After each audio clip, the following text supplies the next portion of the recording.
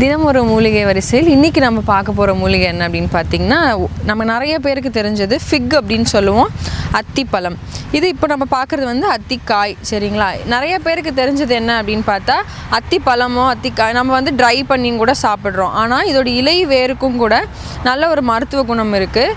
இது ரெண்டுமே என்ன பண்ணோம் அப்படின்னு பார்த்திங்கன்னா, நம்மளுடைய இன்டெஸ்டைனில், அதாவது குடலில் இருக்கிற உணவுகளை வந்து நல்லா செரிக்க வச்சு மலச்சிக்கல் ஏற்படாமல் பாதுகாக்கிறதுக்கு இது ரொம்பவே அற்புதமாக வந்து வேலை செய்யும். அது மட்டும் இல்லாமல் இதில் நிறைய சத்துக்களும் நிறைந்திருக்கு. கால்சியம், விட்டமின், இது மினரல்ஸ், இது எல்லாமே அதிகமாக இருக்குது. பொட்டாசியம் இருக்குது, மெக்னீஷியம் இருக்குது. அது மட்டும் இல்லாமல் விட்டமின் ஏ இருக்குது, விட்டமின் சி இருக்குது. இது எல்லாமே என்ன பண்ணும் அப்படின்னா செல்ஸை வந்து ரீக்ரோத் பண்ணுறதுக்கு ரொம்பவே வந்து ஹெல்ப் பண்ணும். இதில் கான்ஸ்டிபேஷனுக்கு மட்டும் இல்லாமல் நிறைய ஹெல்த் பெனிஃபிட்ஸ் வந்து அதிகமாக இருக்குது. முக்கியமாக போன் ஹெல்த்துக்கு நல்லா வந்து ஹெல்ப் பண்ணும்.